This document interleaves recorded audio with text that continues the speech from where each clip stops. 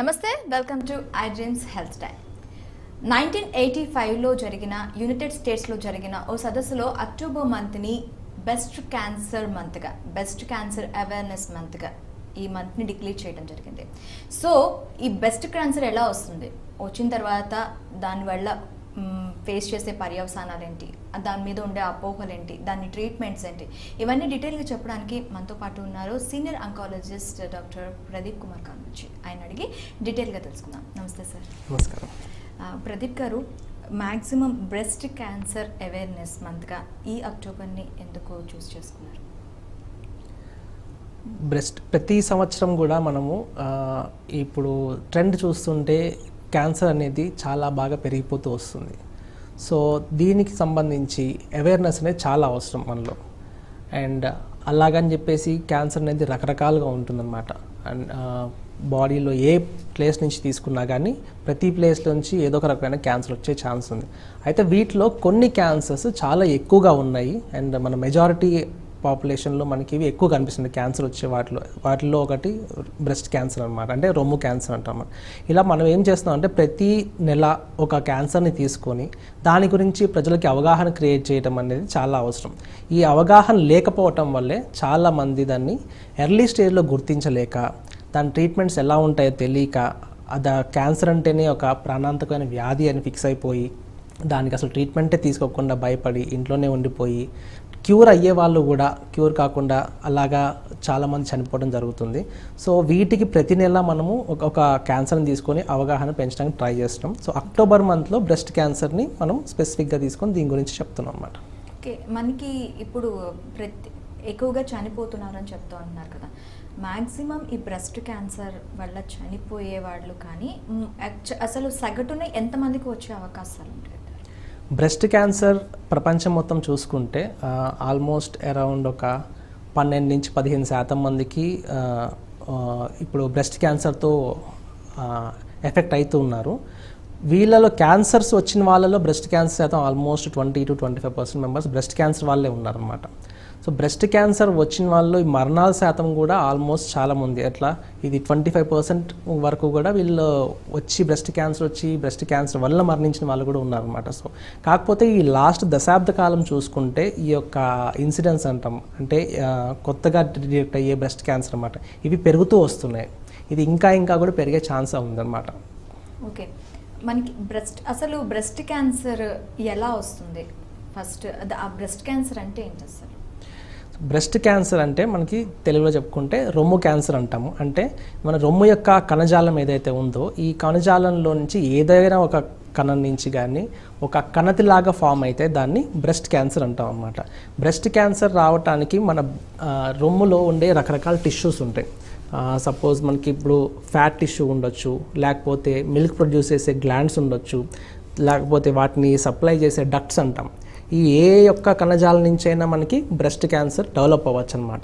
So వీటిలో మళ్ళీ ఇది హిస్టాలజీ అంటాం, అంటే దాని యొక్క కణజాలాన్ని బట్టి రకరకాల డివిజన్స్ ఉంటాయి. ఈ రకమైన బ్రెస్ట్ క్యాన్సర్, ఇంకో రకమైన బ్రెస్ట్ క్యాన్సర్, ఇలా డివిజన్స్ ఉంటాయి అన్నమాట. సో ఏదైనా టిష్యూ నుంచి డెవలప్ అవ్వచ్చు, అండ్ అది ఒకసారి పెరుగుతూ పోతే పక్కనున్న కణజాలంలో కూడా ఇన్వాల్వ్ అవ్వచ్చు అనమాట. ఎప్పుడైతే అది పక్కనున్న కణజాలను కూడా ఇన్వాల్వ్ చేస్తుందో, తింటూ వెళ్ళిపోతుందో, డిస్ట్రాయ్ చేస్తుందో, అప్పుడు దాన్ని మనం జనరల్గా ఇన్వేజివ్ క్యాన్సర్స్ అంటాం అన్నమాట. లేదు అదొకటే చిన్న కణతలాగా పెరుగుతూ వస్తున్నాయి అనుకోండి, అది పక్కనున్న టిష్యూస్ని ఏమీ డిస్టర్బ్ చేయట్లేదు, అలాంటి వాటిని మామూలుగా కణతులు అంటాం. కొన్ని సింపుల్ చెప్పుకోవాలంటే ఫైబ్రాయిడినోమాస్ ఇలాంటివి కొన్ని ఉంటాయి. వాటిలో ఏంటంటే అవి జస్ట్ ఒక టిష్యూలాగా పెరుగుతుంటాయి, కానీ అవి ఇంకా అలాగే ఉండిపోవచ్చు, లేకపోతే పెరగవచ్చు, కానీ ఈ మనిషిని ఇబ్బంది పెట్టవు. సో క్యాన్సర్స్ అనేసరికి అవి పెరుగుతూనే ఉంటాయి, అవి ఆగవన్నమాట. నువ్వు ట్రీట్మెంట్ ఇచ్చేదాకా పెరుగుతూనే ఉంటాయి. ఇప్పుడు మీరు బ్రెస్ట్లో డిఫరెంట్ పార్ట్స్లో వచ్చే అవకాశాలు ఉంటాయి, డిఫరెంట్ మనకి బ్రెస్ట్ క్యాన్సర్స్ ఎన్ని రకాలు ఉన్నాయి, అవి ఎలా మనం చేయొచ్చు, అంటే ఎన్ని రకాలు అని చెప్పవచ్చు బ్రెస్ట్ క్యాన్సర్స్? సో ఇందాక చెప్పినట్టు బ్రెస్ట్ క్యాన్సర్లో మనకి లోబులార్ కార్సినోమా అంటారు, అంటే బ్రెస్ట్ లోబ్స్ ఉంటాయి అన్నమాట, దాని నుంచి రావచ్చు, అంటే గ్లాండ్స్ ఉంటాయి. లేదా డక్టల్ కార్సినోమా అంటారు, అంటే మన యొక్క ఈ పాలను సప్లై చేసే డక్ట్స్ ఉంటాయి, దాని నుంచి కూడా డెవలప్ కావచ్చు. ఇది కాకుండా మామూలుగా ఫ్యాటీ టిష్యూ ఉంటుంది, దాని నుంచి జనరల్గా రాదు. సో మేజర్గా ఈ రెండింటి నుంచే వస్తాయి, డక్టల్ కార్సినోమా లేదంటే లోబులార్ కార్సినోమా అంటాం. వీటిలో డక్టల్ కార్సినోమా అనేది మనం చాలా ఎక్కువగా కామన్గా చూస్తుంటాం. ఆల్మోస్ట్ మీకు 80 to 90% డక్టల్ కార్సినోమాలే ఉంటాయి. ఈ లోబులార్ కార్సినోమా చాలా తక్కువ, అండ్ డక్టల్ కార్సినోమా అంత ఇన్వేజివ్, అంత అగ్రెసివ్ కూడా ఉండదు అనమాట. ఇప్పుడు ఒకసారి మనం దీన్ని ఎలా గుర్తించవచ్చు అంటారు ఒకసారి వచ్చిన తర్వాత? బ్రెస్ట్ క్యాన్సర్ జనరల్గా చాలామంది అసలు వచ్చినట్టు తెలియదు, అసిమ్టమాటిక్ అంటాం వాళ్ళని. వాళ్ళు గుర్తించే సైజ్కి వచ్చేసరికి చాలా అడ్వాన్స్ స్టేజ్లో కూడా ఉంటుందన్నమాట. దానికి రీజన్ ఏంటంటే ఫస్ట్ బ్రెస్ట్ వాల్యూమ్ అనమాట. ఇప్పుడు రొమ్ము ఎంత వాల్యూమ్ ఉందనుకోండి, దానిలో ఫ్యాటీ టిష్యూ చాలా ఉంటుందన్నమాట. ఈ మధ్యలో ఎక్కడైనా చిన్న కణతి డెవలప్ అయినా మనకి తెలియదు, లోపల ఎక్కడో ఉంటుంది. అన్లెస్ ఏదైనా చేతికి టచ్ అయినప్పుడు కానీ, లేకపోతే గడ్డ పెరిగి సైజ్ పెరిగి మన స్కిన్కి తగులుతున్నప్పుడు కానీ, లోపల ఏదైనా రాయిలాగా కానీ లంప్ లాగా కానీ అనిపించినప్పుడు, లేదంటే ఎప్పుడైనా నిప్పుల్స్లోంచి ఇలా బ్లడ్ డిశ్చార్జ్ లాగా రావటం కానీ, లేకపోతే పెయిన్ అనిపించినప్పుడు కానీ, లేదంటే బ్రెస్ట్ టిష్యూలో ఏమైనా చేంజెస్ అంటే స్కిన్లో చేంజెస్ కనిపించినా కానీ, లేదంటే మన నిప్పుల్స్ ఉంటాయి కదండి, అవి లోపలికి ఇండ్రా అవుతాయి అన్నమాట.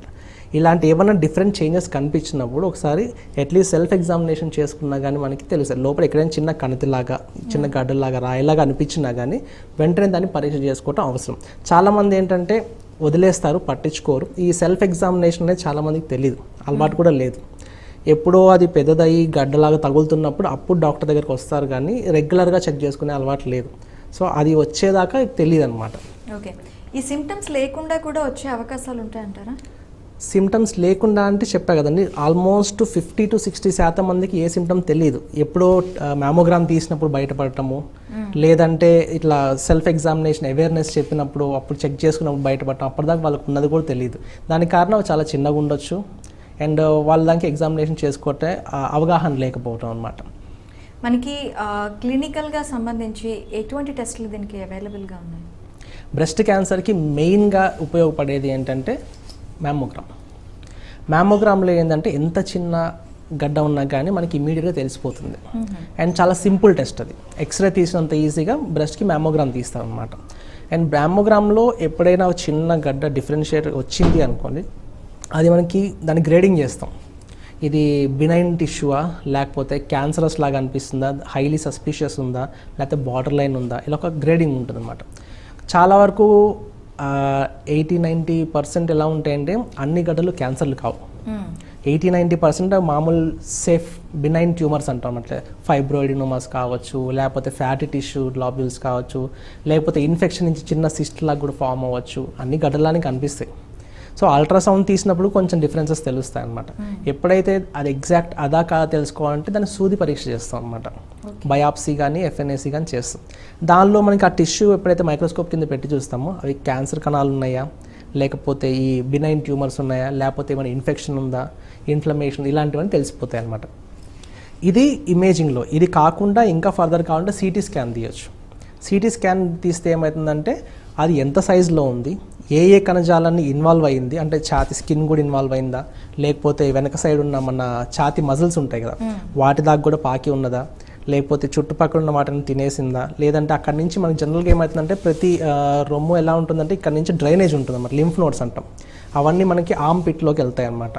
సో వాటిల్లో కూడా ఏమన్నా లింఫ్ నోడ్స్ ఇన్వాల్వ్ అయి ఉన్నాయి, ఇవన్నీ కూడా మనం చూడటం జరుగుతుంది అనమాట. సో సిటీ స్కాన్ ఇది. ఇంకా నెక్స్ట్ లెవెల్కి వెళ్తేనే బ్రెస్ట్ ఎంఆర్ఐ. చాలా మందిలో కొంతమంది యంగేజ్ వాళ్ళు ఉంటారన్నమాట, వాళ్ళల్లో సిటీ స్కాన్ కానీ మ్యామోగ్రామ్ అంత క్లియర్గా కనబడకపోవచ్చు, ఇంకా డెన్స్ బ్రెస్ట్ ఉంటారన్నమాట, సాంద్రత ఎక్కువ ఉండి క్లియర్గా రాకపోవచ్చు. వాళ్ళకి ఏంటంటే బ్రెస్ట్ ఎంఆర్ఐ తీస్తే అంటే ఇంకా క్రిస్టల్ క్లియర్గా ఎక్కడ చిన్నగా ఉన్నా సస్పిషియస్గా ఉన్నవి కూడా బయటకు వస్తాయి అన్నమాట. అయితే అది మనం జనరల్గా చెప్పము, మ్యామోగ్రామ్ తీస్తాము, డౌట్ ఉంటే బయాప్సీ చేస్తాము, సిటీ స్కాన్ తీయొచ్చు అంటే ఎక్స్టెండ్ చూసుకోవడానికి. ఇంకా ఇప్పుడు లేటెస్ట్కి వచ్చిన వాటిలో పెట్ సిటీ స్కాన్ అంటాం. మీకు ఒకసారి అది సోది పరీక్షలో కన్ఫర్మ్ అయింది అనుకోండి, బాడీలో అక్కడే ఉందా, స్ప్రెడ్ అయిందా, ఇవన్నీ చూడటం కోసం మనం చాలా అవసరం. దాన్ని బట్టే మనం స్టేజింగ్ చేయడం జరుగుతుంది. అంటే బ్రెస్ట్ క్యాన్సర్ వల్ల మనకి వేరే పార్ట్స్ లో కూడా క్యాన్సర్ వచ్చే అవకాశాలు ఉంటాయా బ్రెస్ట్ క్యాన్సర్ ఉన్న వాళ్ళకి? బ్రెస్ట్ క్యాన్సర్ ఉన్న వాళ్ళకి ఇక్కడ రెండు విషయాలు ఉన్నాయి. బ్రెస్ట్ క్యాన్సర్ ఉన్న వాళ్ళకి బ్రెస్ట్ క్యాన్సర్ వేరే పార్ట్స్ స్ప్రెడ్ అవుతుందా అనేది ఒకటి, లేదంటే బ్రెస్ట్ క్యాన్సర్ ఉన్న వేరే క్యాన్సర్ అంటే గర్భసంచి క్యాన్సర్ రావటం కానీ, లంగ్ క్యాన్సర్ రావటం కానీ, సర్వైకల్ క్యాన్సర్ ఇలాంటివి వచ్చే ఈ అవకాశం కూడా ఉంది. సో కొన్ని సిండ్రోమ్స్ అని ఉంటాయి అన్నమాట. కొంతమంది జెనెటికల్లీ ఏంటంటే వాళ్ళకి ప్రీడిస్పోజ్డ్ ఉంటాయి, వాళ్ళకి కొంచెం జెనెటికల్లీ కొంచెం డిఫెక్టివ్ ఉందనుకోండి, వాళ్ళకి సర్టెన్ టైప్స్ వచ్చేస్తాయి. బ్రెస్ట్ క్యాన్సర్, దాంతోపాటు ఎండోమెట్రియల్ క్యాన్సర్ రావటము, లేకపోతే హార్మోనల్ ఎఫెక్ట్ కంబైన్గా కనిపించవచ్చు. వాళ్ళలో కూడా కొంతమంది గర్భసంచి క్యాన్సర్ ఉన్న వాళ్ళు, లేకపోతే గర్భసంచి ముఖద్వార క్యాన్సర్ అంటాం అంటే సర్వైకల్ క్యాన్సర్, వీళ్ళల్లో కూడా బ్రెస్ట్ క్యాన్సర్ ఉండే ఛాన్స్ ఉండొచ్చు. ఇలా ఎప్పుడైనా లింక్ ఉంది, హై రిస్క్ ఉన్న వాళ్ళు లేదంటే అందుకని ఖచ్చితంగా క్లినికల్ ఎగ్జామినేషన్ చేసేటప్పుడు కూడా బ్రెస్ట్ క్యాన్సర్ వాళ్ళకి కూడా ఈ గర్భసంచికి సంబంధించిన కూడా టెస్టులు చేయాల్సి ఉంటుంది. సేఫ్ సైడ్ అంటే అక్కడ కూడా ఇంకా డెవలప్ అవుతుంది. లేదా గర్భసంచి క్యాన్సర్ ఉన్న వాళ్ళకి, లేదా సర్వైకల్ క్యాన్సర్ ఉన్న వాళ్ళకి కూడా బ్రెస్ట్ కూడా ఎప్పుడు రెగ్యులర్గా చెక్ చేస్తుంటాం. ఓకే అనమాట. ఇప్పుడు మనకి బ్రెస్ట్ క్యాన్సర్స్లో లంప్స్ అన్నారు కదా, ఈ లంప్స్ ఎలా ఏర్పడతాయి, అసలు లంప్స్ అంటే ఏంటి? లంప్ అంటే మామూలుగా ప్రతి కణం కూడా అది డివైడ్ అవుతుంది, డివైడ్ అయ్యి సెల్స్ పెరుగుతూ పోతాయి. మన బాడీ మొత్తం కూడా చిన్నప్పటి నుంచి పెరుగుతూ వస్తుంది, అలాగనే నెంబర్ ఆఫ్ సెల్స్ కూడా పెరుగుతూ ఉంటాయి. అదంటే ఒక రెగ్యులర్ ప్యాటర్న్లో పెరుగుతాయి అన్నమాట. సో ఇన్ని సంవత్సరాలకి ఇన్ని సెల్స్ ఫామ్ అవ్వాలి, ఇన్ని సెల్స్ చనిపోవాలి, కొత్త సెల్స్ని ప్రొడ్యూస్ అవ్వాలి, ఇలాంటివన్నీ మనకి ఆల్రెడీ మన జీన్స్లో ప్రోగ్రామ్ అయి ఉంటాయి అన్నమాట. సో ఎప్పుడైతే ఈ ప్రోగ్రామ్ ఆల్టరేషన్ జరుగుతుందంటే ఒక చిన్న మ్యూటేషన్ అంటాం. ఇప్పుడు ఈ జెనెటిక్ కోడ్ ఎక్కడైనా చిన్న డిఫెక్ట్ అయిందనుకోండి, ఈ ప్రోగ్రామింగ్ మొత్తం దెబ్బతినొచ్చు. ఒక ఎగ్జాంపుల్ 10 రోజుల్లో ప్రొడ్యూస్ అవ్వాల్సిన సెల్స్ ఒక రోజులో రావచ్చు, ఒక సెకండ్లో ప్రొడ్యూస్ అవ్వచ్చు. సెల్స్ డివైడ్ అయినాక అవి జనరల్గా ఆగిపోయి కొంత గ్రో అవ్వాలి. అలా గ్రో కాకుండా మళ్ళీ కంటిన్యూస్ ఇదే సైకిల్లో డివైడ్ అయ్యేలాగా పెరుగుతుండొచ్చు. వీటికి కూడా చెక్ పాయింట్స్ ఉంటాయి అన్నమాట. ఈ చెక్ పాయింట్స్ అంటే మన చెక్ పోస్ట్లు ఎలా ఉంటాయో అలా చెక్ పాయింట్స్ ఉంటాయి జెనెటిక్లో కూడా. అవి కూడా ఎప్పుడైనా దెబ్బతిన్నాయి అనుకోండి, ఇంకా వాటికి అడ్డు ఉండదు అనమాట. సో అవి కంటిన్యూస్ ఆ సైకిల్ అలా డివైడ్ అవుతూనే ఉంటాయి. ఒక సెల్ 2, 10, 1,00,000 అలా పెరుగుతూ పోతుంటాయి. సో ఎప్పుడైతే అవి ఇట్లా పెరుగుతుంటాయో అవన్నీ కలిపి ముద్దలాగా ఫామ్ అవుతాయి. ఆ ముద్దనే మనం లంప్ అని చెప్తాం అనమాట. సో ఈ లంప్స్ ఎప్పుడైతే ఫామ్ అవుతాయో ఆ సెల్స్ ఎలాంటి కండిషన్లో ఉన్నాయి చాలా ఇంపార్టెంట్. అన్నీ నార్మల్ సెల్స్ ఉండి, మంచి ఫంక్షనింగ్ సెల్స్ ఉండి జస్ట్ పెరుగుతూ పోతున్నాయంటే అవి సేఫ్, కొంచెం కణతులు అంటాం. అవి జనరల్గా ఏంటంటే పక్కన టిష్యూస్ని ఎఫెక్ట్ చేయవు. వాటి ఆర్కిటెక్చర్ కూడా చేంజ్ అయిపోయి సెల్స్ కూడా మారిపోయి ఫంక్షన్ చేయకుండా పిచ్చిగా పెరుగుతూ ఇన్వేజివ్ క్యారెక్టర్స్ వచ్చేస్తాయి. అంటే పక్కన దానికి స్ప్రెడ్ అయిపోయేలాగా వాటికి క్యారెక్టర్స్ వస్తాయి. అలాంటి ఫామ్ అయితే వాటిని క్యాన్సర్స్ అంటాం అనమాట. ఓకే, సమ్ టైమ్స్ ఈ బ్రెస్ట్ క్యాన్సర్స్ వచ్చినప్పుడు పెయిన్ లాంటివి ఉండటం కానీ, లేకపోతే ఇచ్చింగ్ లాంటివి ఉండటం కానీ ఏమైనా జరుగుతూ ఉంటుందా? జనరల్గా క్యాన్సర్ కణతుల వల్ల పెయిన్ కానీ ఇచ్చింగ్ కానీ రాదు. మోస్ట్లీ ఇన్ఫెక్షన్స్ ఉన్న వాటిలో కానీ, లేదంటే ఎలర్జీస్ ఉన్న అలాంటి వాటిలో ఇవి ఎక్కువగా చూస్తుంటాం. బట్ రేర్గా ఏంటంటే బ్రెస్ట్ క్యాన్సర్ సైజ్ పెరిగినప్పుడు ఏం చేస్తుందంటే ఇట్లా బరువు పెరిగి డ్రాగింగ్ అవ్వటం కానీ, లేదంటే చెస్ట్ వాల్స్నో స్కిన్నో ఇన్వాల్వ్ అయినప్పుడు ఏంటంటే అప్పుడు మీకు నర్వ్స్ ఇన్వాల్వ్మెంట్ కానీ, అప్పుడు మీకు పెయిన్ రావటం కానీ, లేకపోతే డ్రాగింగ్ సెన్సేషన్, డిస్కంఫర్ట్ అవ్వటం కానీ అలాంటివి జరుగుతాయి. కొన్ని రేర్గా ఏంటంటే రొమ్ము యొక్క స్కిన్ ఉంటుంది కదా, దాని మీద కూడా కొన్ని ఎలర్జీ లాగా ఫామ్ అయ్యి దాని నుంచి కూడా బ్రెస్ట్ క్యాన్సర్ డెవలప్ అయ్యే ఛాన్స్, పేగర్స్ డిసీజ్ అంటాం. అంటే ఇన్నర్లో కాకుండా బయట నుంచి కూడా వచ్చే ఛాన్సెస్ ఉంటుంది. సో అవి లోపల కూడా డెవలప్ అవుతూ పోతాయి. ఎస్పెషల్లీ నిప్పుల్ ఏరియా దగ్గర నుంచి చుట్టుపక్కల మన ఏమంటారంటే స్కిన్ అల్సరేషన్ లా ఫామ్ అయ్యి లోపలికి వెళ్తాయి.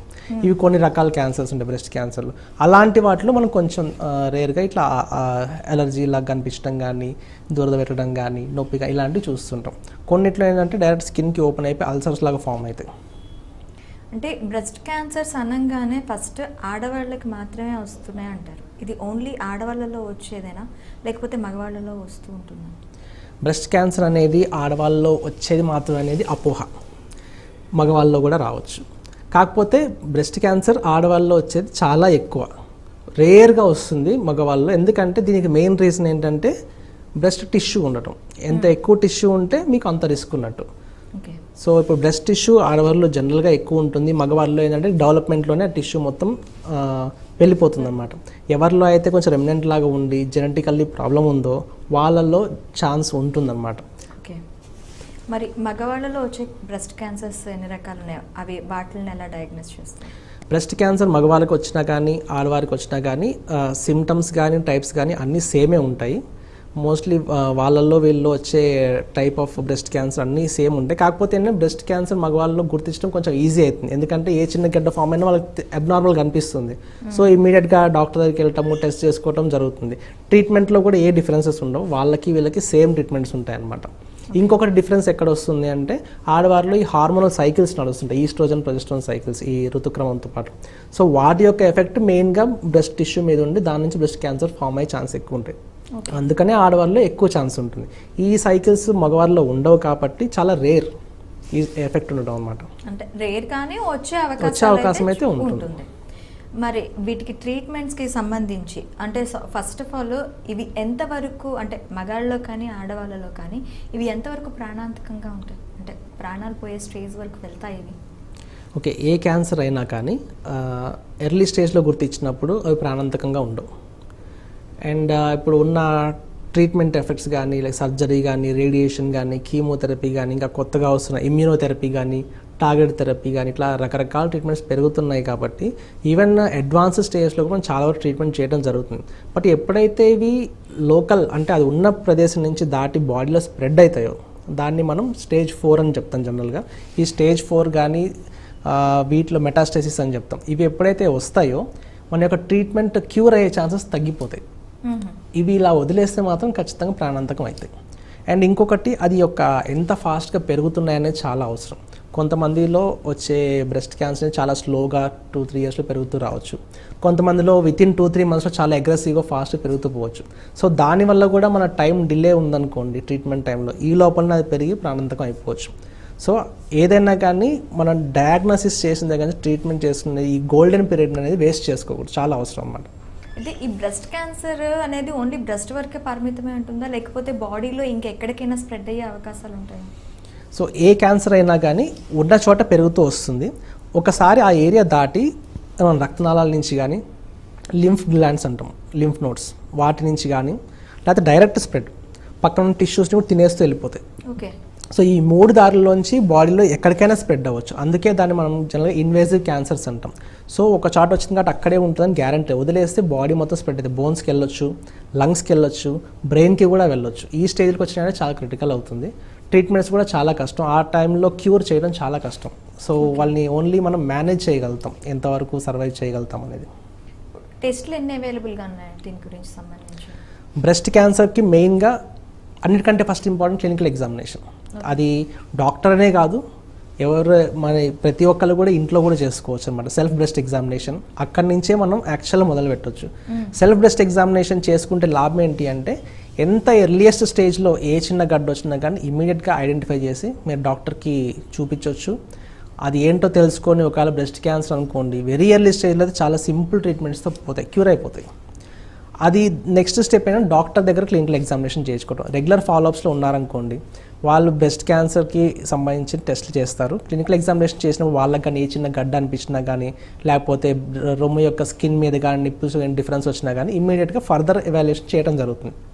ఇది కాకుండా నెక్స్ట్ స్టెప్ వచ్చేసి మనకు డౌట్స్ ఉన్నప్పుడు ఆర్ ఏజ్ ప్రకారం స్క్రీనింగ్ చేస్తాం. 40 ఇయర్స్ ప్లస్ వాళ్ళందరూ కూడా మ్యామోగ్రఫీ చేసుకోవడం చాలా అవసరం. అట్లీస్ట్ 1 to 2 ఇయర్స్లో ఒక్కసారి మ్యామోగ్రఫీ చేసుకుంటే ఏంటంటే ఎప్పుడైనా ఏ చిన్న గడ్డ ఫామ్ అయినా కానీ లోపల మనకి టచ్ కావు, కానీ లోపల ఎక్కడ ఉండొచ్చు, అవి తెలిసిపోతాయి. ఓకే. సో దానివల్ల మనకి చాలా హెల్ప్ అవుతుంది. అంటే మనకి ఇప్పుడు ట్రీట్మెంట్స్కి సంబంధించి ఏ ట్రీట్మెంట్ ఏ స్టేజ్లో ఇస్తూ ఉంటారు? బ్రెస్ట్ క్యాన్సర్కి వచ్చేసరికి మెయిన్ ట్రీట్మెంట్స్ మనకి సర్జరీ, కీమోథెరపీ, రేడియేషన్. ఇవి కాక ఇంకా ఇమ్యూనోథెరపీ, టార్గెట్ థెరపీ అని కూడా ఇంకా మనకి ఇప్పుడు యాడ్ అయ్యి ఉన్నాయన్నమాట. సో ఎర్లీ స్టేజ్లో ఉన్నదానికి ప్రైమరీగా మనం సర్జరీ చేసి తీసేయడం జరుగుతుంది. దీనిలో మళ్ళీ 2 రకాలు ఉంటాయి అన్నమాట.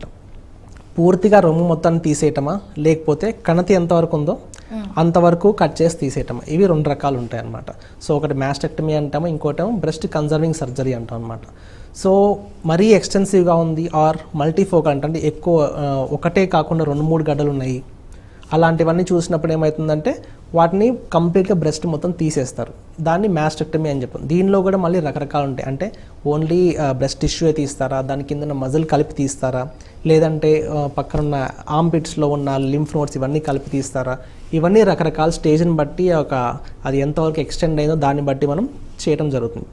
ఇది కాకుండా చిన్నగా ఉంది అంతవరకే తీయొచ్చు అంటే ఇప్పుడు బాగా ఎక్కువ పాపులర్ అవుతుంది అంటే బ్రెస్ట్ కన్జర్వింగ్ సర్జరీ అంటాం అనమాట. బ్రెస్ట్ కన్జర్వింగ్ సర్జరీలో ఏంటి అంటే అంతవరకే తీస్తాం కాబట్టి ఆ చుట్టుపక్కల ఉన్న బ్రెస్ట్ని డిస్టర్బ్ చేయము. దాంతోపాటు ఇంకా ఏమవుతుందంటే మన యొక్క కాస్మెటిక్ ఎఫెక్ట్ ఉండదు. ఎప్పుడైతే బ్రెస్ట్ తీసేస్తారో చాలామంది సైకలాజికల్గా ఎఫెక్ట్ అయ్యే ఛాన్స్ ఉంటుంది. సో ఆ ఎఫెక్ట్ నుంచి మనం రాకుండా బ్రెస్ట్ కన్జర్వింగ్ సర్జరీ తోటి మనం హెల్ప్ అవుతుంది అనమాట. ఇవి సర్జరీకి సంబంధించినవి. తర్వాత నెక్స్ట్ వీళ్ళలో కొంచెం సైజ్ 2 సెంటీమీటర్స్ కన్నా ఎక్కువ ఉన్న కొంచెం పెద్ద సైజు ఉన్న వీళ్ళకి ఏంటంటే కీమోథెరపీ ఇస్తాం అనమాట. కీమోథెరపీ ఏంటంటే మనకి జనరల్గా ఇంజెక్షన్స్ ఇస్తాము. ఆ ఇంజెక్షన్స్ తోటి ఏంటంటే బాడీ మొత్తం తిరుగుతూ ఎక్కడికి కూడా స్ప్రెడ్ కాకుండా దాన్ని ఆపడం జరుగుతుంది అనమాట. సో ఇంకా బ్రెస్ట్ క్యాన్సర్ అనేది కొంచెం హై రిస్క్ ఉంటుంది, బాడీలోకి స్ప్రెడ్ అయ్యే ఛాన్స్ ఎక్కువ ఉంటుంది. కాబట్టి వీళ్ళకి చాలా వరకు ఎర్లీ స్టేజ్ కాకుండా కొంచెం పెద్దగా ఉన్న వాళ్ళందరికీ కూడా కీమోథెరపీ యాడ్ చేయడం జరుగుతుంది. కీమోథెరపీతో పాటుగా హార్మోనల్ థెరపీ అంటాం. వీళ్ళల్లో ఎవరికైనా ఈస్ట్రోజన్, ప్రొజెస్ట్రాన్ ఇలాంటివి పాజిటివ్ ఉన్నాయనుకోండి, వాళ్ళకి హార్మోనల్ థెరపీ చాలా హెల్ప్ఫుల్ ఉంటుందన్నమాట. సో ఇది మనం జనరల్గా ట్రీట్మెంట్ అయిన తర్వాత కూడా ఒక 5 years వరకు కంటిన్యూ చేస్తాం. దీనివల్ల ఏంటంటే మళ్ళీ బ్రెస్ట్ క్యాన్సర్ మనకి తిరిగి రాదు. ఇది కాకుండా మనకి రేడియేషన్ అనేది చాలా ఇంపార్టెంట్ ఉంటుంది. బ్రెస్ట్ కన్జర్వింగ్ సర్జరీ చేసినప్పుడు ఏంటంటే చుట్టుపక్కల బ్రెస్ట్ టిష్యూ తీసేయారు కాబట్టి అక్కడెక్కడైనా మైక్రోస్కోపిక్ లెవెల్లో సెల్స్ ఉంటాయేమో వాటిని మళ్ళీ పెరగకుండా ఉంచడం కోసం ఏంటంటే బ్రెస్ట్ మొత్తానికి రేడియేషన్ ఇస్తాం అనమాట. సో దీనివల్ల ఏంటంటే లోకల్గా మళ్ళీ బ్రెస్ట్ క్యాన్సర్ రాకుండా కాపాడడం జరుగుతుంది. అంటే ఒకసారి ట్రీట్మెంట్ తీసుకున్న తర్వాత కూడా మళ్ళీ వచ్చే అవకాశాలు ఉంటాయా? ఖచ్చితంగా ఉంటాయి. ఏదైనా కానీ క్యాన్సర్ తీసుకున్నప్పుడు వెరీ ఎర్లీ స్టేజ్ తీసుకుంటే 90 to 95% రాదు వెనక్కి. బట్ స్టేజ్ పెరిగే కొద్దీ ఏంటంటే ఛాన్స్ పెరుగుతూ ఉంటుంది అన్నమాట. స్టేజ్ 3, స్టేజ్ 4 చూస్తే మీకు 60 to 70% మళ్ళీ వెనక్కి వచ్చే ఛాన్స్ ఉంటుందన్నమాట. సో అందుకనే వీళ్ళకి ఫాలో అప్ అనేది చాలా అవసరం. కంప్లీట్గా ట్రీట్మెంట్ అయిపోయింది ఇంకా మర్చిపోయి వదిలేయడానికి లేదు. ఎవ్రీ 3 monthsకి అట్లీస్ట్ ఫస్ట్ 2 years వరకు ఎవ్రీ 3 monthsకి ఒక స్కాన్ చేసి ఎలా ఉంది, లోపల కండిషన్ ఎలా ఉంది, మళ్ళీ ఏమైనా పెరుగుతూ వస్తుందా, లేకపోతే కొత్త ప్లేసెస్లో ఏమైనా వస్తున్నాయా, ఇవి చెక్ చేయడం జరుగుతుంది. ఓకే, ఇప్పుడు బ్రెస్ట్ క్యాన్సర్ అనగానే సర్జరీ అనగానే మెయిన్గా ఆడవాళ్ళకి ఏంటంటే సర్జరీలో మొత్తం పార్ట్ అంతా తీసేస్తారు. లేదంటే మళ్ళీ ఆ పార్ట్ తీసేసిన తర్వాత దాన్ని ఆపరేషన్స్లో మళ్ళీ ఏమైనా పెరిగే ఛాన్సెస్ ఉంటాయా, లేదంటే దానికి ఏమైనా పద్ధతులు ఉన్నాయా? అంటే తీసేసిన పార్ట్ మళ్ళీ పెట్టేదంటారా? ఓకే, దీన్ని ఏమంటారంటే బ్రెస్ట్ రీకన్స్ట్రక్షన్ సర్జరీ అంటాం అనమాట. సో ఎప్పుడైతే గడ్డ చాలా పెద్దగా ఉంది దాన్ని తీసేస్తాం. ఆడవాళ్ళలో ఏంటంటే బ్రెస్ట్ తీసేస్తారు అంటే అదొక దీనిగా మెంటల్గా సైకలాజికల్గా బాగా డిప్రెస్ అయిపోతారు. సో అలాంటి వాళ్ళు ఏంటంటే ముందు ఎగ్జామిన్ చేసుకోవడానికి వెళ్ళరు అండ్ ట్రీట్మెంట్కి సహకరించరు, ఇలా జరుగుతూ ఉంటాయి. సో అలాంటి వాళ్ళకి ఈ థెరపీ ఎంతవరకు ఉపయోగపడుతుంది? అందుకనే ఈ రెండిట్లో మ్యాస్టెక్టమీ అంటే బ్రెస్ట్ మొత్తం తీసేసిన వాళ్ళు ఏంటంటే మనకి ఐదో సిలికాన్ ఇంప్లాంట్స్ పెట్టడం కానీ, హోల్ బ్రెస్ట్ ఆగ్మెంటేషన్ టెక్నిక్స్ కానీ, లేదంటే రీకన్స్ట్రక్షన్ కానీ చేయడం జరుగుతుంది అనమాట. లేదు బ్రెస్ట్ కన్జర్వింగ్ సర్జరీ చేస్తే అంటే జనరల్గా చిన్నది తీసేస్తే పెద్దగా తేడా తెలియదు. ఇప్పుడున్న చేసే సర్జికల్ పద్ధతుల్లో మీకు జనరల్గా అంత డిఫరెన్స్ కూడా కనిపించదు అనమాట. బట్ ఎప్పుడైతే కొంచెం హెవీ వాల్యూమ్ తీసేస్తే అంటే రీకన్స్ట్రక్షన్ సర్జరీ చేసి ఎగ్జాక్ట్గా ముందర ఎలాగుందో అలాగనే రీకన్స్ట్రక్షన్ కూడా చేయడం జరుగుతుంది. సో ఈవెన్ ఆ సుచర్ లైన్స్ కూడా మనకి ఎక్కడ సర్జరీ చేసి చాలా వరకు కనపడవు, అంత చిన్న చిన్న సూచర్ లైన్స్తో చేస్తారన్నమాట. అది కూడా మనకి కనపడని ఏరియాస్లోనే ఇన్సిషన్ చేసి దాని నుంచి తీయడం జరుగుతుంది. సో దీని కాస్మెటిక్ అప్పీల్ కూడా చాలా పెరుగుతుంది అన్నమాట. సో ఒకవేళ బ్రెస్ట్ క్యాన్సర్ ఉండి ఎవరైనా ట్రీట్మెంట్ చేయించుకోము దీనివల్ల ఇది ఇలా బ్రెస్ట్ లాస్ట్ అవుతాము అనుకున్న వాళ్ళకి కూడాను కాస్మెటికల్ సర్జరీస్ కూడా అవైలబుల్గా ఉన్నాయని చెప్తారు. ఓకే, ఇది ఎక్కువగా ఎటువంటి వాళ్ళకు వచ్చే అవకాశాలు ఉంటాయంటారు? బ్రెస్ట్ క్యాన్సర్ అంటున్నారా? ఎటువంటి వాళ్ళకంటే అంటే ఏ ఏజ్లో, అంటే కొన్ని పద్ధతులు పాటించని వాళ్ళు ఉంటారు. ఇలా కొంతమందికి అవేర్నెస్ లేక కొంతమంది డ్రింక్ చేయటం వల్ల, స్మోకింగ్, ఇప్పుడు కల్చర్ పెరుగుతున్న కొద్దీ స్మోకింగ్ అండ్ డ్రింకింగ్ కూడా ఆడవాళ్ళలో ఎక్కువగా అలవాటు పడిపోయింది. సో ఇది ఒక్కటే కాజని కాదు, బ్రెస్ట్ క్యాన్సర్స్కి వచ్చే అవకాశాలు ఎక్కువగా ఎవరిలో ఎక్కువగా? ఓకే, ఫస్ట్ తీసుకుంటే మనకి మెయిన్గా ఏజ్, యంగర్ ఏజ్లో అంత కనిపించదు అన్లెస్ వాళ్ళకి ఏదైనా జెనెటికల్ ఆర్ ఫ్యామిలీ హెరిడిటరీ ఉంటే తప్ప. వీళ్ళలో ఇది చాలా తక్కువ శాతం 5 to 10% మాత్రమే ఉంటారు. ఏజ్ 40 పెరిగిన దగ్గర నుంచి ప్రతి ఒక్కరికి ఒక రిస్క్ ఉంటుంది అనమాట. అంటే జనరల్ పాపులేషన్ రిస్క్ లాగా 40+ వాళ్ళలో ఇది ఎక్కువ వచ్చే ఛాన్స్ ఉంటుంది. ఎంత ఏజ్ పెరిగే కొద్దీ అంత ఎక్కువ ఛాన్స్ పెరుగుతూ ఉంటుంది. సెకండ్ ఏంటి అంటే హార్మోనల్ ఎఫెక్ట్ అనమాట. ఈ ఋతుక్రమాల ఎలా నడుస్తుంటాయో దాని మీద ఈస్ట్రోజన్ హార్మోన్ యొక్క ఎఫెక్ట్ బాడీలో అన్ని ప్లేసెస్ మీద పడుతూ ఉంటుంది, మెయిన్గా బ్రెస్ట్ టిష్యూ మీద అనమాట. సో ఎర్లీగా వీళ్ళకి ఋతుక్రమం స్టార్ట్ అవటం, లేట్గా మెనోపాజ్ రావటం, సో ఇది ఎంత గ్యాప్ ఎక్కువైతే ఏజ్లో అంత ఎక్కువ ఈస్ట్రోజన్ ఎఫెక్ట్ బ్రెస్ట్ మీద ఉంటుందన్నమాట. సో ఈ క్రమంలో ఇంకొకటి ఏంటంటే తొందరగా పెళ్ళి అవుతుందా లేదా, పిల్లల్ని కంటున్నారా లేదా, పిల్లల్ని కలని వాళ్ళు ఏంటంటే ఈస్ట్రోజన్ ఎఫెక్ట్ చాలా ఎక్కువ ఉంటుంది అనమాట. పిల్లల్ని కన్న వాళ్ళు ప్రొజెస్ట్రాన్ ఎఫెక్ట్ వచ్చేసి ఈ ఈస్ట్రోజన్ సైకిల్స్ని బ్రేక్ చేస్తుంది అనమాట. సో ఈ ఎఫెక్ట్స్ కూడా చాలా ఉంటాయి. సో మెయిన్లీ ఈస్ట్రోజన్ అపోజిషన్ లేకుండా కంటిన్యూస్గా బ్రెస్ట్ టిష్యూ మీద ఎఫెక్ట్ ఉంటే రిస్క్ చాలా ఎక్కువ ఉంటుంది. ఇది మెయిన్గా ఉంటుంది. దీనికి తోడి మన యొక్క లైఫ్ స్టైల్లో మెయిన్గా వచ్చేసి పాన్ గుట్కా నవలటం ఒకటి, స్మోకింగ్ ఒకటి, ఆల్కహాల్, దీంతో పాటుగా ఇంకా మనకి లైఫ్ స్టైల్ చేంజెస్లో మన తినే పదార్థాలు, ఫ్యాట్ ఫుడ్స్, ప్రాసెస్డ్ ఫుడ్స్, ఇలాంటివన్నీ కూడా మనకి ఈ యొక్క రిస్క్ని పెంచుతాయి అన్నమాట. దీంతో పాటు ఇప్పుడు స్ట్రెస్ పెరుగుతుంది, లైఫ్ స్టైల్ మారిపోతుంది, స్లీప్ సైకిల్స్ తగ్గుతున్నాయి, ఒబేసిటీ పెరుగుతుంది. ఒబేసిటీ కూడా ఒక కారణం అన్నమాట. ఒబేసిటీ ఇంకా లింక్ ఉన్నది మనం యాక్టివిటీ లేకపోవటం. సో ఫిజికల్ యాక్టివిటీ తక్కువ ఉంటే ఒబేసిటీ పెరుగుతుంది. ఒబేసిటీ వల్ల మన యొక్క లోపల హార్మోనల్ ఇంబ్యాలెన్స్ కూడా పెరుగుతుంది. దీంతో మళ్ళీ రిస్క్ ఫ్యాక్టర్స్ పెరుగుతాయి అన్నమాట. సో మన డైటరీ ఫ్యాక్టర్స్ ఎఫెక్ట్ చేస్తాయి, ఎన్విరాన్మెంట్ ఎఫెక్ట్ చేస్తుంది. ఇంకా ఇవి కాకుండా చిన్నప్పుడు ఎప్పుడైనా వీళ్ళకి వేరే ఏదైనా క్యాన్సర్ ఉందో, ఏదైనా కారణం వాళ్ళు రేడియేషన్ తీసుకున్నారనుకోండి బ్రెస్ట్ ఏరియాలో, వాళ్ళకు కూడా వచ్చే ఛాన్సెస్ ఉంటాయి. అండ్ కొంతమందిలో డెన్స్ బ్రెస్ట్ అంటాం, అంటే రొమ్ము కణజాలం ఏంటంటే చాలా గట్టిగా సాంద్రత ఎక్కువ ఉంటుంది, వాళ్ళల్లో కూడా వచ్చే ఛాన్సెస్ ఎక్కువ ఉంటాయి. ఎంత టిష్యూ ఎక్కువ ఉంటే అంత రిస్క్ పెరుగుతుంది అన్నమాట. ఓకే, స్మాల్ బ్రేక్ తీసుకుందాం. Stay with us. 5 రాష్ట్రాల్లో మోగిన ఎన్నికల నగార. మొత్తం 679 నియోజకవర్గాలకు ఎన్నికలు. లోక్సభ ఎన్నికలకు సెమీఫైనల్స్. ఆమె తూమే తేల్చుకోవడానికి సిద్ధమైన ప్రధాన పక్షాలు, పార్టీల తలరాతలు మార్చడానికి సిద్ధమైన ఓటర్లు, వ్యూహ ప్రతి వ్యూహాల్లో మునిగి తేలుతున్న పార్టీలు. కాంగ్రెస్, బీజేపీ, బీఆర్ఎస్ లకు అగ్ని పరీక్ష.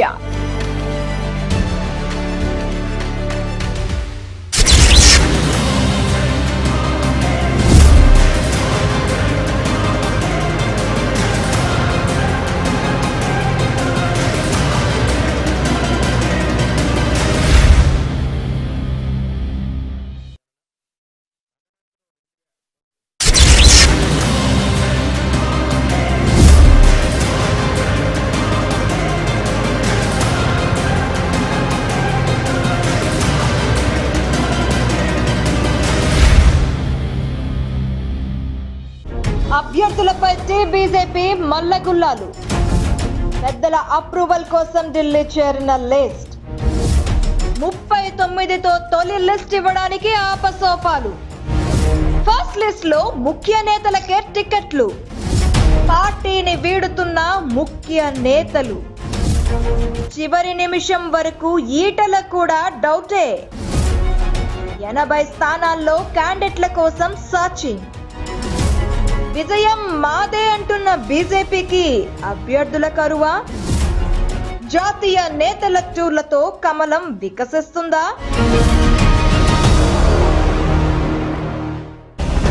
115 మందితో తొలి జాబితా ప్రకటించిన బీఆర్ఎస్. అభ్యర్థుల ఎంపికపై కాంగ్రెస్ మల్లగుల్లాలు. బట్టీకి వామపక్షాలతో పొత్తు అంశం బాధ్యతలు. మరింత ఆలస్యం కానున్న కాంగ్రెస్ అభ్యర్థుల ఎంపిక. స్క్రీనింగ్ కమిటీలో కుదరని ఏకాభిప్రాయం. అభ్యర్థుల వడపోతపై సభ్యుల మధ్య వాడి వేడి చర్చ.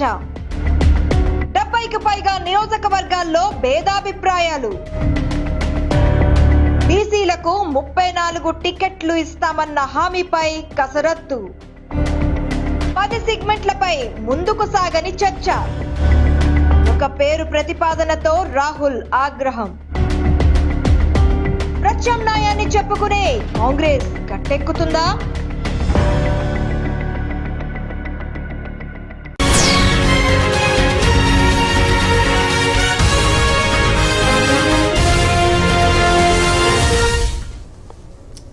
Welcome back.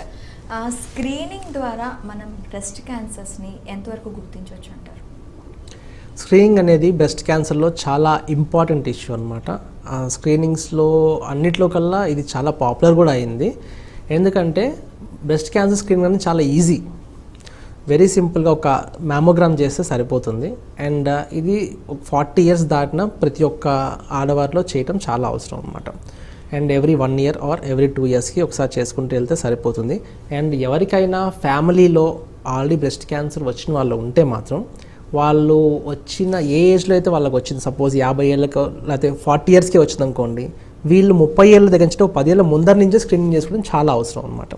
సో స్క్రీనింగ్ చేయడం వల్ల మనకు లాభం ఏంటంటే అసలు క్యాన్సర్ ఉందా లేదా అనేది ఫస్ట్ ఒకటి తెలుస్తుంది.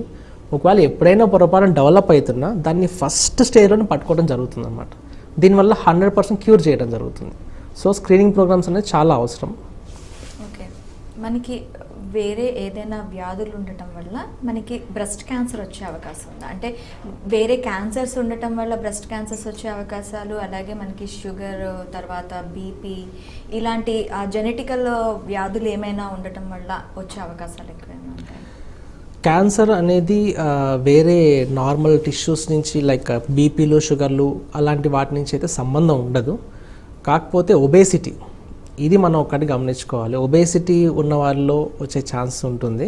అదర్వైజ్ మామూలు హార్ట్ ప్రాబ్లమ్స్ ఉన్నా కానీ, ఆస్తమా ఇలాంటివి ఏమున్నా కానీ వాటికి వీటికి అయితే సంబంధం ఉండదు. దీనికి మెయిన్గా కావాల్సింది జీన్స్ లెవెల్లో ఒక డిఫరెన్స్ కావాలన్నమాట. అది జరిగినప్పుడే ఇవి డెవలప్ అవుతాయి. ఏదైనా జెనెటిక్ సిండ్రోమ్స్ ఉండి, జెనెటికల్ ప్రాబ్లమ్స్ ఉండి వాళ్ళలో దీనికి BRCA1, BRCA2 ఇలా జీన్స్ ఉంటాయి అన్నమాట. ఈ జీన్స్ ఎప్పుడైనా పొరపాటు మ్యూటేషన్ అయితే వాళ్ళలో రిస్క్ పెరుగుతుంది. ఓకే, ఇప్పుడు అమ్మాయిల్లో బ్రెస్ట్ క్యాన్సర్స్ లో దుస్తులు వేసుకోవటం వల్ల కానీ, మొబైల్ ఫోన్ పాకెట్స్లో అంటే షర్ట్ పాకెట్స్లో పెట్టుకోవటం వల్ల కానీ, ఇలాంటి రీజన్స్తో ఏమైనా వచ్చే అవకాశాలు ఉంటాయంటారా? బ్రెస్ట్ క్యాన్సర్ మీద మనము చాలా అపోహలు చూస్తూ ఉంటాము, వింటూ ఉంటాం. ఎస్పెషల్లీ ఒకసారి గూగుల్లో కొడితే 100 రకాల భయాందోళన గురి చేసే స్టేట్మెంట్స్ కనిపిస్తూ ఉంటాయి. కాకపోతే ఇవి most of them are like అపోహలే, ఏవి నిజాలు కావు. మెయిన్గా అడిగేది చాలామంది అడుగుతూ ఉంటారు, లోదుస్తులు టైట్గా వేసుకున్నా, లేకపోతే బ్రాస్ గట్టిగా హార్డ్గా ఉన్న వైర్స్ ఉన్న వేసుకున్న బ్రెస్ట్ క్యాన్సర్లు వస్తాయి, ఇలాంటివి చాలామంది అడుగుతూ ఉంటారు. బట్ దీనికి బ్రెస్ట్ క్యాన్సర్కి ఎలాంటి సంబంధం లేదు. బ్రెస్ట్ క్యాన్సర్ డెవలప్ అవ్వాలంటే జెనెటిక్ లెవెల్లో ఏదైనా డిఫరెన్స్ వచ్చి దాని నుంచి లోపల నుంచి డెవలప్ అయితే వస్తుంది, కానీ బయట నుంచి వచ్చే ప్రెషర్స్ నుంచి అలాంటివి అయితే రాదు. ఇది ఒకటి. ఇది కాకుండా ఇంకొకటి ఏదో అడిగారు, మొబైల్ ఫోన్స్ కదా. మొబైల్ ఫోన్స్ నుంచి వచ్చే కిరణాల వల్ల రేడియేషన్ అనుకొని, ఆ రేడియేషన్ వల్ల కూడా క్యాన్సర్ వస్తుందని చాలామంది భయభ్రాంతులకు గురవుతూ ఉంటారు. బట్ మొబైల్ ఫోన్ నుంచి వచ్చే సిగ్నల్స్ వేరు, దీనికి కావాల్సిన రేడియేషన్ వేరు. ఇవి ఎలక్ట్రోమాగ్నెటిక్ రేడియేషన్స్ అంటారు. వీటి వల్ల బ్రెయిన్ క్యాన్సర్స్ కానీ, బ్రెస్ట్ క్యాన్సర్ కానీ ఎలాంటి క్యాన్సర్ డెవలప్ అయ్యే అవసరం ఇంకా చాలా లో లెవెల్ ఎనర్జీస్ అనమాట ఇవి. అంతేగాని దీనివల్ల పెట్టుకుంటే ఏదో అయిపోతుంది. కాకపోతే వీటి వల్ల వేరే ఎఫెక్ట్స్ వచ్చేవి ఉంటాయి కానీ క్యాన్సర్స్ అయితే రావు. ఓకే, ఎటువంటి రేడియేషన్స్ వల్ల మనకి క్యాన్సర్స్ వచ్చాయి అంటే నార్మల్ క్యాన్సర్స్ వచ్చే అవకాశాలు ఉంటాయంటారు? రేడియేషన్ ఇప్పుడు మనం ఎక్స్రేస్ తీస్తాము, అదొక type of energy radiations. CT scan తీస్తాము, అల్ట్రాసోనోగ్రఫీ చేస్తాం, అది సౌండ్ వేవ్స్, ఇదేమో ఎక్స్రేస్ అనమాట. ఇది కాకుండా ఇంకా పెట్ సిటీ స్కాన్స్ కానీ కొంతమంది ట్రీట్మెంట్స్కి వాడతాం. ట్రీట్మెంట్స్కి వాడేవి చాలా హై ఎనర్జీ రేడియేషన్ ఉంటాం. ఇవి కిలో వోల్ట్స్లో ఉంటాయి, అవి మెగా వోల్ట్స్లో ఉంటాయి అన్నమాట. సో అలాంటి రేడియేషన్స్ కనుక ఎప్పుడైనా వాడి ఉంటే ఆ ఏరియాలో ఉన్న DNA డ్యామేజ్ అవుతుంది. కాబట్టి వాళ్ళకి ఏదైనా జెనెటికల్ వీక్నెస్ ఉన్నా కానీ, మళ్ళీ హీలింగ్ ప్రాపర్టీస్ జనరల్గా ఏంటంటే మన బాడీలో ఎక్కడ DNA డ్యామేజ్ అయినా కానీ దాని రిపేరింగ్ సిస్టమ్స్ ఉంటాయి అన్నమాట. నార్మల్ టిష్యూ రిపేర్ అవుతుంది. అలాంటి రిపేర్ కాని డిఫెక్ట్స్ వాళ్ళు ఎవరికి ఉన్నాయి అనుకోండి, లాంగ్ రన్లో వాళ్ళకు కూడా వచ్చే ఛాన్స్ ఉంది. అంతేగాని ఇంకొకటి సిటీ స్కాన్ తీసుకుంటే రేడియేషన్ వస్తుంది, దాని నుంచి క్యాన్సర్స్ వస్తాయి, ఇలాంటి భయాలు కూడా చాలామంది చెప్తుంటారు. బట్ సిటీ స్కాన్స్ ఇప్పుడున్న టెక్నాలజీ ప్రకారం చాలా లోయెస్ట్ ఎనర్జీస్ అనమాట. వాటితోటి క్యాన్సర్ వచ్చే ఛాన్స్ లేదు. అనవసరంగా వీటికి భయపడి అసలు తీసుకోవాల్సిన టెస్టులు కూడా చేసుకోరు చాలామంది. మీకు సిటీ స్కాన్ నుంచి ఒక క్యాన్సర్ డెవలప్ అవ్వాలంటే అలాంటి ఒక 1000 స్కాన్లు చేయాలి. ఒక మనిషి జీవితంలో 1000 స్కాన్లు ఎవరికి కావు. సో అదనమాట, భయపడాల్సిన పని లేదు, టెస్టులు అన్నీ చేయించుకోవచ్చు. మనకి మెమోగ్రామ్ ద్వారా కూడాను, మెమోగ్రామ్ చేయించుకుంటే మెయిన్గా టెస్టులు చేయించుకోవడానికి ముందు ఎందుకు భయపడతారు అంటే ఈ టెస్టుల వల్ల ఎక్కువగా అయిపోతుంది, స్ప్రెడ్ అయిపోతుంది. ముందు మెమోగ్రామ్ చేయించుకుంటే ఆ క్యాన్సర్ అనేది స్ప్రెడ్ అవుతుందని ఒక అపోహ. మెమోగ్రామ్ వల్ల నిజంగా స్ప్రెడ్ అవుతుంది క్యాన్సర్? లేదండి, మీరు అన్నట్టు ఇది అపోహనే. మ్యామోగ్రాఫ్ అనేది బయట నుంచి మనం ఎక్స్రేస్ తీస్తున్నాం, బాడీని టచ్ కూడా చేయట్లేదు. సో ఆ కణజాలని మనం కనీసం టచ్ చేయట్లేదు, కదిలించట్లేదు. సో దాని నుంచి స్ప్రెడ్ అయ్యే అవకాశం లేదు. ఇన్ఫ్యాక్ట్ మనకు క్లియర్గా తెలుస్తుంది అసలు ఎక్కడ ఉంది అనేది. ఇంకొకటి ఏంటంటే బయాప్సీ. బయాప్సీ మీద కూడా చాలామంది భయపడుతూ ఉంటారు. సూది పరీక్ష చేస్తే అక్కడ మీరు పొడుస్తున్నారు కాబట్టి అక్కడి నుంచి కణాలు వచ్చేసి వేరే చోట స్ప్రెడ్ అవుతాయేమో, ఈ భయాలు కూడా ఉంటాయి. అలా భయపడాల్సిన అవసరం లేదు. ఎందుకంటే వాటిని స్పెసిఫిక్గా ఎలా తీయాలో దాని స్పెషలిస్టులు ఉంటారు, ఆంకాలజిస్టులు కానీ లేకపోతే పెథాలజిస్టులు కానీ, ఎవరైతే దానికి సంబంధించిన టెక్నీషియన్ వాళ్ళకి ఎగ్జాక్ట్ ఎక్కడి నుంచి ఎలా తీయాలో తెలుసు. అందుకనే స్పెసిఫిక్ సెంటర్స్లో కానీ డయాగ్నోసిస్లో వాటిని కరెక్ట్గా చూసుకొని తీసుకోవాల్సి ఉంటుంది. అండ్ ఇంకొకటి, బయాప్సీ తీసినందుకు మాత్రం అదేం స్ప్రెడ్ అయిపోదు. ఎందుకంటే వాళ్ళు తీసే ఏరియాస్లో కూడా సర్జరీ చేసే ఏరియాస్ చూసుకొని తీస్తారు. అండ్ ఇంకోటి, ఇప్పుడు గైడెన్స్ వచ్చింది మనకి, అల్ట్రాసౌండ్ గైడెన్స్ కానీ సిటీ గైడెడ్ బయాప్సీస్ కానీ ఇట్లా చేస్తామంటే వాటిలో మన ఇమేజ్ని చూసుకుంటూ ఎగ్జాక్ట్ ఎక్కడైతే గడ్డ ఉందో దాని లోపల పెట్టి మాత్రమే తీస్తాం. బ్లైండ్ బయాప్సీస్ లాగా అక్కడ ఇక్కడ చుట్టుపక్కల అన్ని కళ్ళిచ్చేసి చేయరు అన్నమాట. సో దానివల్ల ఏం స్ప్రెడ్ కాదు. ఓకే, మనకి బాడీలో ఉండే గ్లూకోజ్ ఎక్కువగా ఈ కణాలని ఇంప్రూవ్ చేస్తుందని అంటారు. ఈ గ్లూకోజ్ వల్ల బ్రెస్ట్ క్యాన్సర్ పెరిగే అవకాశాలు ఉంటాయంట బాడీలో ఉండే గ్లూకోజ్ వల్ల? జనరల్గా ఉన్న అపోహ ఏంటి అంటే క్యాన్సర్ సెల్స్ గ్లూకోజ్ని మీద ఆధారపడి ఉంటాయి. సో గ్లూకోజ్ ఎక్కువ తీసుకుంటే వాటికి ఫుడ్ ఎక్కువ అవుతుంది, అవి ఇంకా బలంగా పెరిగిపోతాయి. ఇది చాలామంది అనుకునేది. బట్ బాడీలో గ్లూకోజ్ అన్ని సెల్స్ ఎలా తీసుకుంటాయో క్యాన్సర్ సెల్స్లో కూడా అలానే వెళ్తుంది. వాటికి అప్టేక్ కొంచెం ఎక్కువ ఉంటుంది, కానీ అవి తీసుకొనేమి డెవలప్ అయిపోవు. సో జనరల్గా అవి ఏంటంటే ఎక్కువ డివైడ్ అవుతున్నాయి కాబట్టి ఎక్కువ గ్లూకోజ్ అప్టేక్ ఉంటుంది. ఇదే కాన్సెప్ట్ మనం యూజ్ చేసుకొని మన పెట్ సిటీ స్కాన్, FDG అంటే రేడియో యాక్టివ్ గ్లూకోజ్ యూజ్ చేసి మనకి కణాలు ఎక్కడనే తెలుస్తాయి అన్నమాట. అలా మీరు షుగర్ ఎక్కువ తీసేసుకుంటే వాటికి ఎక్కువ వెళ్ళిపోయి అవి షుగర్ వల్ల అవి గ్రోత్ అయ్యే ఛాన్సెస్ లేదు. అది అంతా అపోహ మాత్రమే. ఇంకా ఇంకొక అపోహ ఏంటంటే చెస్ట్ ఎక్కడైనా బ్రెస్ట్లో కానీ చెస్ట్లో కానీ బయట నుంచి ఏమైనా ఫిజికల్గా ఇంజ్యూరీస్ అయితే దానివల్ల క్యాన్సర్స్ వచ్చే అవకాశాలు ఎక్కువగా ఉంటాయి అంటారు. అలా వస్తాయా? ఎప్పుడైనా రొమ్ము టిష్యూ మీద కానీ లేకపోతే మన ఛాతి మీద కానీ ఎప్పుడైనా దెబ్బ తగిలినప్పుడు ఆర్ పడినప్పుడు ఏదైనా గాయాలు అవ్వచ్చు. ఆ ప్రెషర్ వల్ల మనకి లోపల టిష్యూ డ్యామేజ్ అవుతుంది, కానీ క్యాన్సర్ సెల్స్ డెవలప్ కావన్నమాట. సో దాని గురించి కూడా భయపడాల్సిన అవసరం ఏమీ లేదు. జనరల్గా ఆ టిష్యూ డ్యామేజ్ అయినప్పుడు ఆటోమేటిక్గా బాడీ హీల్ అవుతుంది, కానీ క్యాన్సర్స్ మాత్రం డెవలప్ కావు దాని నుంచి. ఓకే, ఇప్పుడు వక్షాజాలాల్లో ఏర్పడే ప్రతి గడ్డ, ఇప్పుడు మనకి బ్రెస్ట్లో ఉండే ప్రతి గడ్డ కూడాను క్యాన్సర్ అనే అనుకోవచ్చా మనం? బ్రెస్ట్ టిష్యూ అనే రొమ్ము టిష్యూలో వచ్చే మనకి కణజాలంలో ఆల్మోస్ట్ ఏ గడ్డ ఫామ్ అయినా 90% వరకు అవి నాన్ క్యాన్సరస్ మాత్రమే ఉంటాయి. జనరల్గా ఫైబ్రోయిడినోమాస్ అంటాము, లేకపోతే ఫైబ్రోసిస్టిక్ చేంజెస్ అంటాము, లేకపోతే కొవ్వుగడ్డలు ఫామ్ అవ్వచ్చు. ఇలాంటి ఏవి ఫామ్ అయినా కానీ అవి క్యాన్సరస్ కాదు. ఓన్లీ 10% మాత్రమే మనకి అవి క్యాన్సర్ అయ్యే ఛాన్స్ ఉంది. కాకపోతే మనకి ఏ గడ్డ ఫామ్ అయినా కానీ దానికి సస్పిషియస్ అనిపించినప్పుడు బయాప్సీ చేసి టెస్ట్ చేయడం చాలా అవసరం. ఎందుకంటే ఆ 10% మనం మిస్ కాకూడదు. ఎప్పుడైతే మనం వదిలేస్తామో అది పెరిగిందనుకోండి, ట్రీట్మెంట్ క్యూర్ అయ్యే ఛాన్స్ నుంచి మనం క్యూర్ చేసుకోలేని స్టేజ్కి వెళ్ళిపోతాం. అందుకని ఏ చిన్న గడ్డ వచ్చినా సస్పిషియస్ అనిపిస్తే మాత్రం ఖచ్చితంగా బయాప్సీ చేస్తాం. అలా అని చెప్పి బయాప్సీ చేసే ప్రతిదీ క్యాన్సర్ కాదు, అది కాదు అని తెలుసుకోవడం కోసం కూడా మనం బయాప్సీ చేస్తాం. ఓకే, అన్ని రకాల గడ్డలు క్యాన్సర్ అంటే గడ్డలు లేకుండా కూడా క్యాన్సర్ వచ్చే అవకాశాలు ఉంటాయి, ఓన్లీ గడ్డలతో మాత్రమే ఈ క్యాన్సర్ అనేది వస్తుందంటారా? అంటే ఇప్పుడు డక్టల్ కార్సినోమా అంటాము. మన యొక్క ఈ పాల డక్ట్స్ ఉంటాయి కదా, లాక్రిమల్ డక్ట్స్ కానీ ఇది లాక్టిఫెరస్ డక్ట్స్ అంటాం అనమాట. అంటే ఈ పాలన్నీ గ్లాండ్స్లో ప్రొడ్యూస్ అయ్యి అవన్నీ నిప్పుల దగ్గర చేరవేసాం అనమాట. వీటిల్లో ఎప్పుడైనా కానీ ఆ లైనింగ్ ఉంటుంది, ఆ లైనింగ్ నుంచి కూడా మనకి క్యాన్సర్ డెవలప్ అవ్వచ్చు. కాకపోతే అది చిన్నగా ఉన్నంతసేపు, అది ఆ లైనింగ్లోనే వెళ్ళినంతసేపు మనకి తెలియదు. ఎప్పుడైతే అది బాగా స్ప్రెడ్ అయ్యి పక్క టిష్యూలోకి వస్తుందో అప్పుడు గడ్డలాగా ఫామ్ అయ్యి బయటకు వస్తాయి అన్నమాట. సో అలాంటివి కూడా ఉండే ఛాన్స్ ఉంటుంది, అవి తెలియదు. లేదంటే కొన్ని ఉంటాయి డక్టల్ కార్సినోమా ఇన్సిటు అంటాం, అంటే జస్ట్ బార్డర్ లైన్ క్యాన్సర్ లాగా ఉంటాయి అన్నమాట. ఇవి కరెక్ట్గా ఆ లైనింగ్ లోపలనే పెరుగుతూ పోతుంటాయి, కానీ బయటకు వచ్చి స్ప్రెడ్ కావు. సో అవి ఇంకా very early stage, pre cancer స్టేజ్లో కూడా ఉంటాయి. వాటిని కూడా ఎర్లీ స్టేజ్లో గుర్తిస్తే అంతవరకు సర్జరీ చేస్తే క్యూర్ అయిపోతాయి అన్నమాట. వదిలేస్తే ఇన్వేసివ్ క్యాన్సర్ లాగా డెవలప్ అయ్యే ఛాన్సెస్ ఉంటాయి. మనకి ఐవీఎఫ్ ఇప్పుడు ఎక్కువగా ఐవీఎఫ్తో కానీ లేదంటే అబార్షన్స్ ఎక్కువగా అవుతూ ఉంటారు. అలాంటి వాళ్ళలో మనకి బ్రెస్ట్ క్యాన్సర్స్ వచ్చే అవకాశాలు ఉంటాయంటారా? లేదండి, ఫర్టిలిటీకి సంబంధించి ట్రీట్మెంట్లు తీసుకున్నందుకో లేకపోతే అబార్షన్స్ అయినందుకో బ్రెస్ట్ క్యాన్సర్ వచ్చే ఛాన్స్ లేదు. కాకపోతే హార్మోన్స్ వాడేదాన్ని బట్టి మనకి ఛాన్సెస్ ఉంటాయి. ఇప్పుడు 2 రకాలు. ఒకటి ఏంటంటే మెనోపాస్ తర్వాత హార్మోన్ రీప్లేస్మెంట్స్ చేస్తుంటారు. అలాంటివి ఈస్ట్రోజన్ ఎఫెక్ట్స్ ఎక్కువ ఉన్నా కానీ, లేదు అంటే ఫర్టిలిటీ టైంలో ఒకవేళ పొరపాటున మల్టిపుల్ సైకిల్స్ ఏమైనా వాడి ఈస్ట్రోజన్ ఎఫెక్ట్స్ ఎక్కువ అయ్యి అది చాలా తక్కువ రిస్క్ బట్ వెరీ రేర్ అనమాట. అలాంటి ఈస్ట్రోజన్ ఎఫెక్ట్స్ ఉంటే ఏమైనా కావచ్చు, కానీ అదర్వైజ్ ఈ టెస్ట్లు కానీ ఫర్టిలిటీ టెస్టులు లేకపోతే ఆ ప్రొసీజర్స్ చాలా సేఫ్, దాంతో ఏం ప్రాబ్లం రాదు. అంటే ఇప్పుడు